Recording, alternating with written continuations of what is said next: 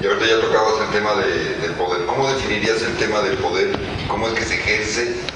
¿Cómo se define, no solo en lo público, en lo colectivo, sino también en lo personal? Bueno, como precisamente lo político tiene que ver con las relaciones de poder. El poder hay que entenderlo siempre como relación, y es una relación múltiple, multidimensional, que se da en todos los campos de la vida. Y muchas veces hemos pensado que el poder es una estructura o es una entidad en la cual uno, y se hablaba mucho en los años 70, de que queríamos que los movimientos populares tomáramos el poder. Pero resulta que tenemos experiencias, por ejemplo, como el caso de la Revolución Sandinista en Nicaragua, donde se toma el poder del gobierno, que es una parte del poder, pero para poder ejercer relaciones de poder supuestamente diferentes. Pero ¿qué ocurre? Cuando en el año 90 se pierden las elecciones y todo lo que se había desarrollado desde el 79 en Nicaragua estaba demasiado concentrado en el ejercicio del poder desde el gobierno. Y cuando se pierde la administración del gobierno, uno podría haber dicho, bueno, pero se ha creado poder popular. ¿Qué quiere decir? Quiere decir que se han creado otras relaciones, que la gente tiene otras capacidades, que la gente tiene otra visión sobre la vida, que eso es la revolución. Pero mucha gente pensó, perdimos la administración del gobierno, perdimos el poder. Y estaba excesivamente concentrado en eso. Y yo creo que eso fue una demostración para mí práctica, muy dolorosa, de que esa concepción de que el poder es algo que se puede tomar y que se puede tener y tratar de mantener encerrado en una institución es falsa, porque se desperdició las potencialidades que se había generado con la reforma agraria, que se había generado con la ruptura de las relaciones que habían existido durante la época del somocismo. Por ejemplo, yo trabajaba en una zona rural, en Rivas, en la zona sur de Nicaragua, trabajé los últimos 3 años en esas comunidades, y entonces se habían producido procesos interesantísimos donde las mujeres que antes nunca salían de su casa, a través de procesos organizativos y educativos, habían logrado asumir un protagonismo, una beligerancia, habían roto las estructuras de vida tradicional, o sea, habían conquistado poder, se habían empoderado, y todo eso quedó poco valorizado. O sea, no se reconoció como el poder que la revolución estaba generando. Entonces también se asociaba a la revolución a estar en el gobierno, a un gobierno revolucionario, y no a la revolución como un proceso humano de desarrollo precisamente de nuestras capacidades. Ahora, muchas veces se piensa que estas relaciones de poder, o que el poder, ahí hay como una especie de mistificación que se dice, el poder es algo negativo, ¿no? Es algo malo, es que esta gente tiene mucho poder, es que estos ejercen el poder. Entonces tenemos una visión del poder como algo negativo, porque lo ejercen los políticos, como que si ahí solo estuviera el poder, y no miramos otras formas del poder que se ejerce en la vida cotidiana, que ejerce la ciudadanía, el poder que tenemos las personas en nuestra vida cotidiana no se aprecia. Pero a veces se piensa eso, que el poder solo se puede ejercer de una forma negativa o de una forma autoritaria. Y yo creo que hay formas distintas de relaciones de poder. Existe una relación autoritaria de poder, en la cual quien ejerce ese poder sobre las demás personas crece su poder en la medida que se lo quita a quienes son los dominados por ese ejercicio. Pero existe la posibilidad de generar un poder democrático, es decir, formas de ejercicio de poder que hacen que las personas podamos hacer más en conjunto que lo que hacíamos aisladamente. Entonces, no se trata de negarse a ejercer el poder, se trata de aprovechar las múltiples formas en las cuales existe este poder, pero para generar con eso mayores capacidades para mucha más gente. Por lo tanto, me decía una vez un dirigente campesino de Nicaragua, Félix Peña, que aprendí muchísimo de él, decía, mira, es que yo creo que un verdadero dirigente no debería tener miedo a que haya más dirigentes, porque cuanto más dirigentes haya, mejor se podrán hacer las cosas.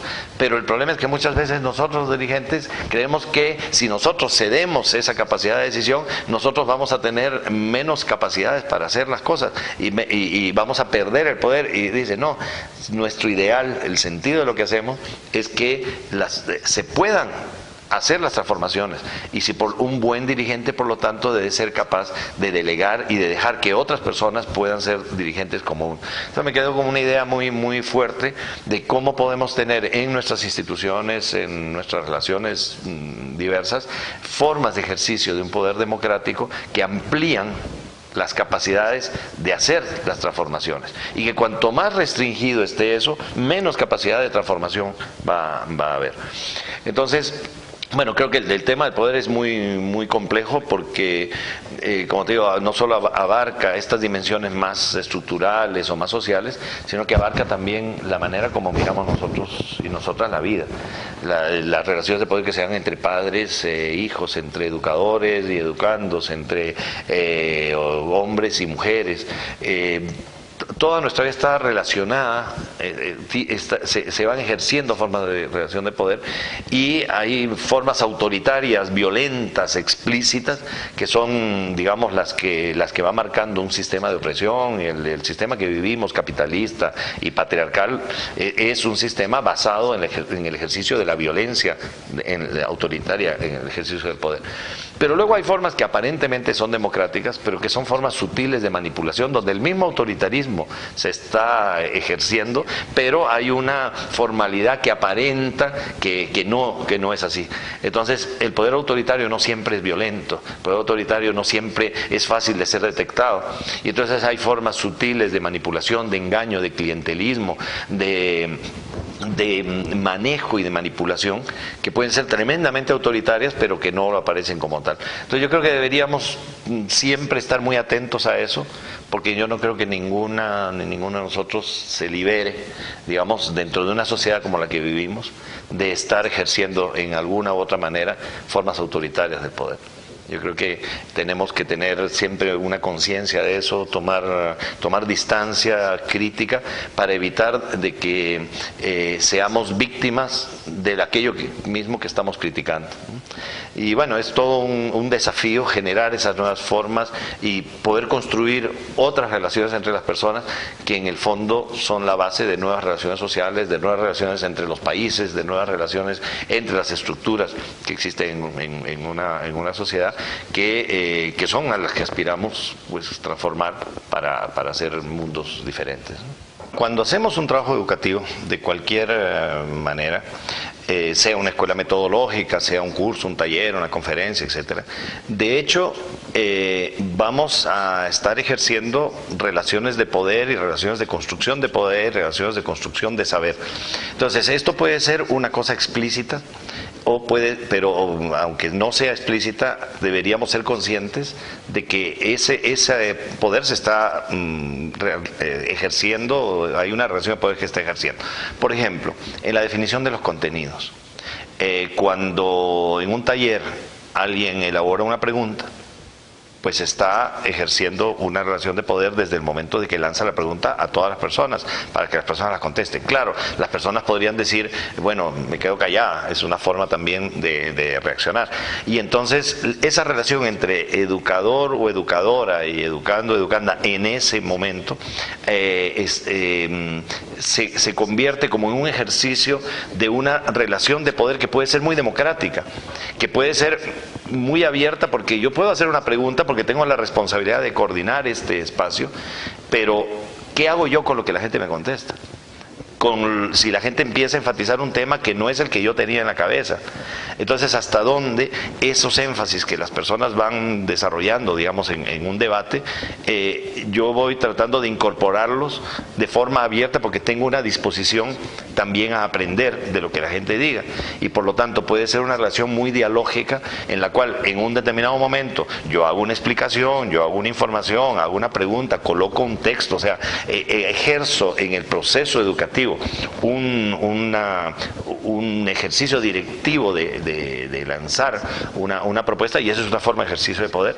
Pero ¿qué hago yo con el poder de la gente cuando se calla, o cuando dice determinadas cosas, o plantea preguntas o inquietudes que no son las que yo tenía previsto? Si yo solo lo ligo hacia lo que yo tenía previamente previsto que voy a tratar en el tema, por más que se diga que es un taller y use una técnica participativa, pues es una forma autoritaria y muy manipuladora de ejercer el poder de construcción del saber. Pero si yo llego con una disposición de apertura a dialogar efectivamente y a respetar las opiniones de las distintas personas, y por lo tanto me siento cuestionado o cuestionada por lo que ahí va a salir, entonces ahí estoy generando un proceso que, aunque no se diga, las personas van a sentir que efectivamente están ejerciendo un poder con su palabra o con su silencio o con su propuesta. Bueno, esto nos lleva a ver que las relaciones de enseñanza y aprendizaje son relaciones donde nos construimos como personas y por lo tanto también relaciones donde se ejercen formas de poder. Yo tengo una convicción que además es como una cosa muy freiriana, que cuando Paulo Freire dice que quien enseña aprende al enseñar y quien aprende enseña al aprender, que puede convertirse en un cliché, ¿no? Como una cosa así como muy, bueno, aquí todos somos igualitos, etcétera. Si uno profundiza en el pensamiento de Paulo Freire, sobre todo en el libro Pedagogía de la Autonomía, que él trabaja mucho este tipo de relación. Entonces yo empecé a sentirme cuestionado un poco por eso, viendo que efectivamente, como dice Freire, si un educador que diga que no enseña, dice él, o es un mentiroso o es un demagogo. Enseña, tiene que enseñar, pero enseña como parte de un acto mayor que es el de aprender, del cual él o ella también forman parte.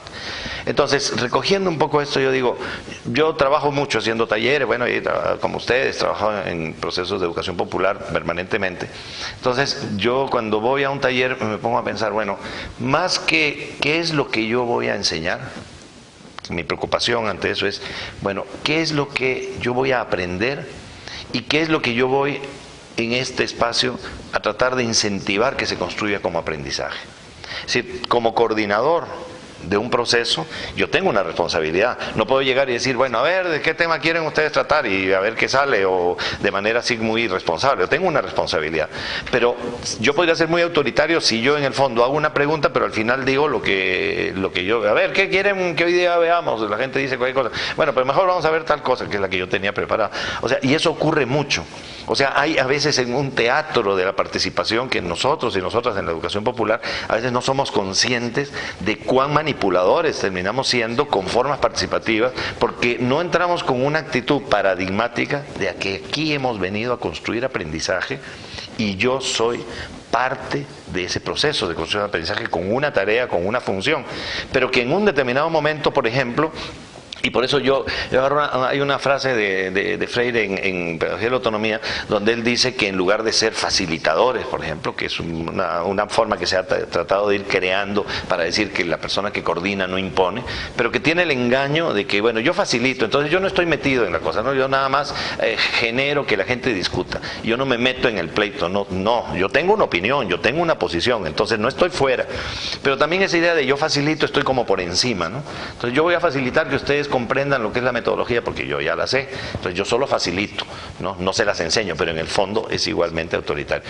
Entonces, en lugar de utilizar la idea de que somos facilitadores o facilitadoras, ¿por qué no pensar la idea de que somos desafiadores, que a la vez somos siendo desafiados?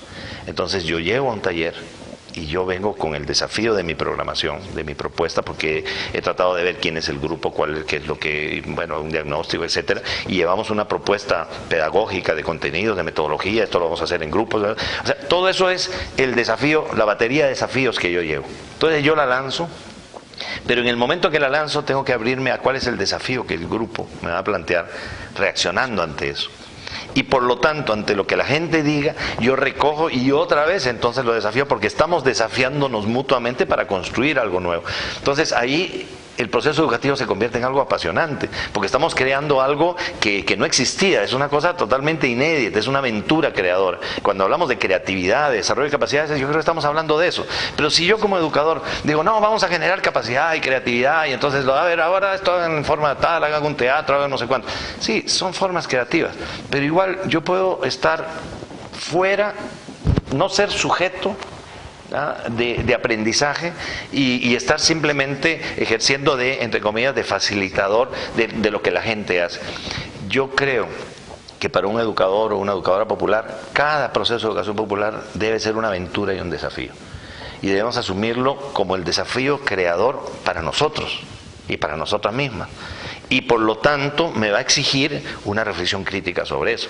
Entonces, cuando decimos, bueno, después de un día de taller vamos a hacer una evaluación, no vamos a evaluar a ver si nos salió como queríamos, no, vamos a evaluar qué fue lo que pasó, qué es lo que aprendimos, qué son las cosas nuevas, por dónde el grupo está, y ahí es donde ese ejercicio, por ejemplo, la Red Alforja nació así, o sea, nosotros estábamos creando, inventando miles de cosas que ahora ya son, que el partido de la práctica, que no sé qué, esas cosas surgieron de cosas que con Carlos, con Raúl, con Graciela, con Laura, es decir, éramos un grupo de gente que estábamos fusionando nuestros conocimientos en distintos contextos, y ahí en Nicaragua y en el proceso del contexto de la revolución nos encontrábamos ante desafíos que nunca habíamos hecho, y estábamos con esa actitud de creación, de aprendizaje nosotros también, no que esto yo ya lo tengo y en el fondo te lo voy a dar bajo formas de capsulitas metodológicas participativas, sino que vamos a hacer una metodología creadora donde yo de repente voy a tener cosas donde no voy a tener una respuesta. Pero qué interesante, vamos a ver qué decimos en el grupo. Entonces, lo interesante de la educación popular es que de algún lado nos libera de la preocupación de tener todas las respuestas. ¿Por qué? Porque vamos a trabajarla con el grupo. Pero por otro lado nos genera una enorme exigencia de desarrollar esa capacidad de apertura para lo que vaya a ocurrir, que no siempre es fácil, porque es más fácil basarse en una seguridad de lo que uno ya lleva, ¿no? Entonces, bueno, recogiendo un poco la síntesis, yo pienso que hay que vivirlo como una aventura creadora, vivir el hecho educativo como una aventura creadora, porque también nosotros y nosotras ahí vamos a aprender. Y casi yo diría que si en un taller o en una escuela metodológica nosotros quienes promovemos eso no sacamos un aprendizaje, no hay hallazgos nuevos, no hay cuestionamientos nuevos, sería poco sospechoso. Sería sospechoso si efectivamente le estamos haciendo educación popular o no.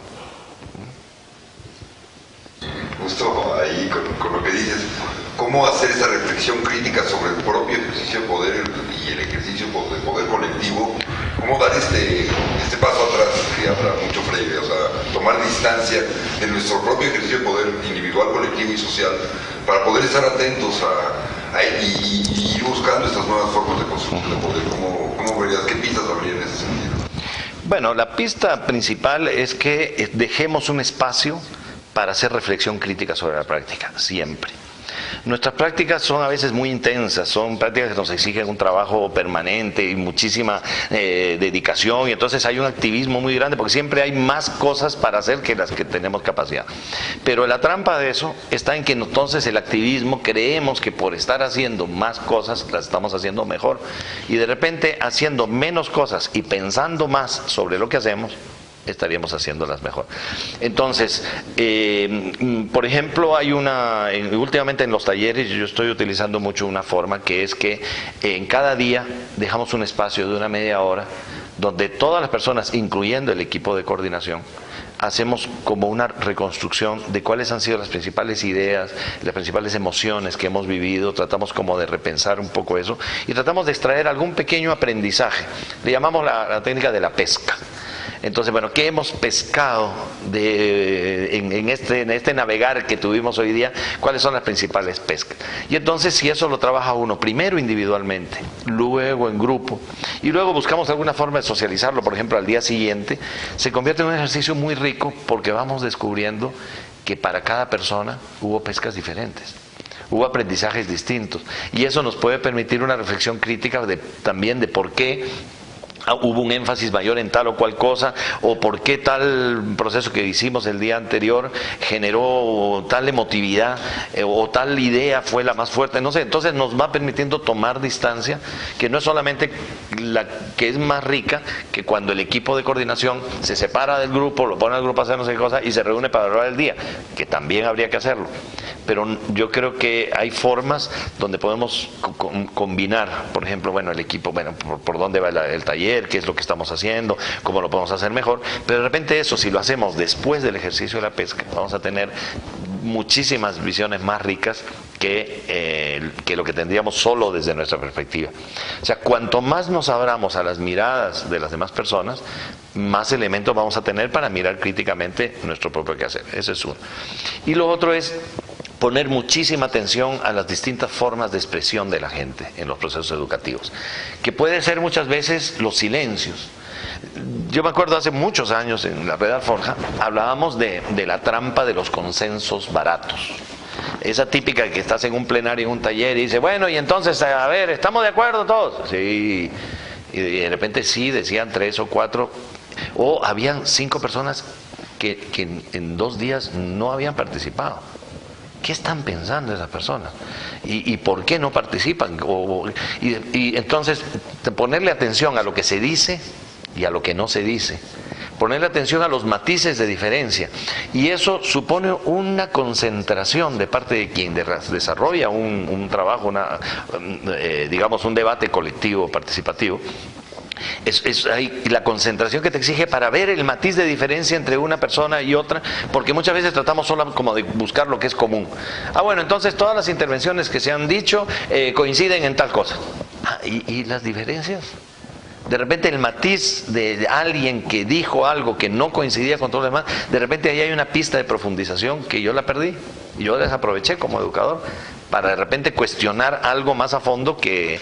Entonces, bueno, lo pongo como ejemplo. Creo que hay muchos ejemplos de las maneras como hacemos las cosas, pero me querría referir a 2 cosas que pueden ser tal vez importantes, un poco más generales. La importancia de trabajar antes de los procesos grupales en procesos individuales. Yo tengo ya comprobado en mi experiencia que antes de armar un trabajo en grupo, hacer que cada persona prepare lo que va a decir en el grupo o lo que piensa sobre el tema.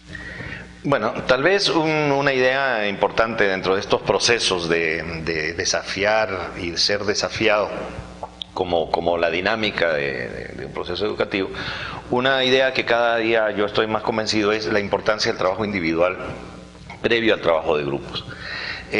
Porque ¿qué permite esto? Permite que las personas ante un determinado tema puedan como preparar su propia reflexión, sus propias inquietudes sobre el tema, y que para cuando lleguen al grupo, todas las personas del grupo tienen algo que plantear y que decir. Cuando simplemente se hace una pregunta y se dice, bueno, ahora vamos al trabajo de grupos, la gente llega y el primero o la primera que habla ya condiciona toda la discusión. Nadie ha pensado algo previamente. Y yo tengo confirmado que es cualitativamente distinto hacer un trabajo de grupos previo a un trabajo individual, que puede ser de 1 minuto, de lo que sea, antes o en el propio trabajo del grupo, que cada quien como prepare algunas cosas en el propio grupo, o si no, hacer un momento donde cada quien va a elaborar sus ideas, dependiendo, pues, o sea, ahí son simplemente instrumentos, herramientas técnicas. Pero que me parece que cualifica la capacidad de convertirnos en desafiadores también de la discusión del grupo. Y que no simplemente cumplamos como una tarea de que estamos ante un grupo, tenemos 20 minutos, hay que contestar algo y que ahí salga algo que vamos a presentar en el plenario para salir después en el plenario con una especie de síntesis general. O sea, podemos hacer cosas realmente muy poco aventureras, muy poco innovadoras, muy poco críticas, haciendo nada más como rápidas síntesis de ideas generales que luego se convierten en lluvia de ideas como conclusión. Yo diría, la lluvia de ideas es una buena técnica para comenzar, pero la lluvia de ideas jamás debería ser algo a donde se concluye. O sea, un grupo que después de una reflexión lo que pone es una lluvia de ideas no ha producido ningún conocimiento significativo. Entonces, yo creo que tenemos que ser muy críticos respecto a la utilización de este tipo de herramientas, porque también, y me atrevería a decir que las técnicas, primero, no son inocentes o no deben ser utilizadas de forma inocente, pero también ninguna técnica ni ningún procedimiento va a quedar impune. O sea, si lo hicimos de esta manera, si hicimos tal pregunta, si los grupos fueron de tal o cual forma, si se recogió el plenario, eso va a tener consecuencias sobre el proceso de formación. Y todo eso que podría decir uno es la mecánica metodológica. Yo también me inspiro un poco en una frase de Freire cuando él habla de la rigurosidad metódica. Y me pongo a pensar, bueno, rigurosidad metódica, tradicionalmente se puede pensar, bueno, yo soy riguroso metódicamente cuando me atengo a las reglas preestablecidas, es decir, cuando efectivamente utilizo y aplico lo que debía hacerse tal como estaba previsto. Pero para Freire, la rigurosidad metódica es más bien la búsqueda de la coherencia ética. Y entonces uno podría decir, bueno, pero ¿cómo es que se relaciona esto, que podría ser una cosa muy mecánica? La coherencia ética tiene que ver con esto, es decir, vamos a generar un proceso para construirnos como sujetos de aprendizaje.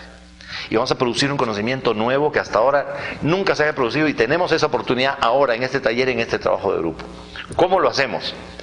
Entonces, la coherencia ética va a ser la que va a guiar y la que va a decirte si el procedimiento A o B es el más adecuado. Y si la dinámica del proceso te va generando algo para ser coherente éticamente con ese proceso, aunque te cambie el esquema que tenías previamente establecido, estás dispuesto a hacerlo porque buscas ser coherente éticamente con el respeto al saber del conjunto de las personas y con tu rol de desafiador y de ser desafiado. Es decir, todo eso le da un sentido totalmente distinto a que si voy a usar la técnica A o la B y voy a ir al libro de técnica, voy a ver la página 58 y aplico esta que es la que me suena, que puedo. No, no es tan así. Y a veces somos irresponsables en eso, a veces somos superficiales en eso. Y entonces desaprovechamos procesos de formación que podrían ser realmente innovadores y convertimos en algo que sí, la gente va a estar muy contenta, se hizo una dinámica muy simpática, se reflexionaron cosas, salieron, sí, se construyeron algunas cosas nuevas, pero yo creo que deberíamos siempre ponernos a pensar si no pudimos haber hecho más, si no pudimos haber hecho eso mejor. Y para eso se requiere la reflexión crítica sobre la práctica. Y la única manera es dedicar un tiempo para mirarlo así, con esos criterios. Entonces me parece que es un desafío, es más complejo. Por eso es que mucha gente no le entra, o sea, pues está más complicado, es más fácil dar mi clase, que yo ya tenía esto, echar la conferencia, la tengo escrita, la leo y la gente que pregunte lo que sea y yo contesto lo que me interesa, a llegar y decir, bueno, aquí vamos a generar algo inédito. Y vamos a construir un conocimiento nuevo. Yo tengo esto, pero la gente tiene también algo. Todo el mundo sabe algo sobre esto. ¿Qué irá a pasar? Entrémosle. O sea, yo creo que eso te genera una disposición que con condiciones determinadas, o sea, condiciones y disposiciones de aprendizaje, efectivamente podemos construir conocimientos nuevos. Y al hacerlo, estamos desarrollando nuestra capacidad de cuestionamiento, nuestra capacidad de argumentación, nuestra capacidad de discusión, nuestra capacidad de formular ideas creadoras, y eso nos empodera, aunque no hablemos del tema de poder. Aunque en ese taller no haya aparecido la palabra poder, resulta que salimos con capacidades distintas a las que teníamos al comienzo, por la manera como lo hicimos.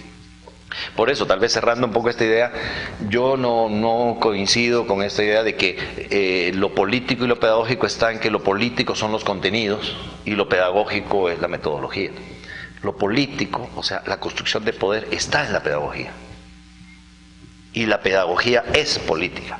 La manera como hacemos las cosas o construye o deconstruye poder, nos da o no nos da capacidad, refuerza la lógica autoritaria dominante o nos genera una remesón en la mente o una capacidad, unas luces innovadoras que no teníamos antes y vamos a ser capaces de mirar cosas nuevas. O sea, ahí está el juego. Entonces, cuando hacemos un taller, pues tenemos esa posibilidad. O sea, es una oportunidad de aprendizaje. Para mí como educador, o sea, me invitan a un seminario, me invitan a un taller y yo digo, pucha, esto es una oportunidad de aprendizaje, es totalmente distinto a decir, bueno, a ver, qué son las cosas que le voy a enseñar a esta gente que no sabe. Entonces, yo creo que ese tipo de cuestionamientos son muy importantes cuando queremos formarnos como educadores, mientras formamos y ayudamos a formar también a otros u otras como educadores. Pero en ese proceso nos estamos formando. El día que nosotros o nosotras no sintamos que eso es una oportunidad para nuestra propia formación y hemos dejado de ser educadores populares para pasar a ser, no sé, maestros tradicionales.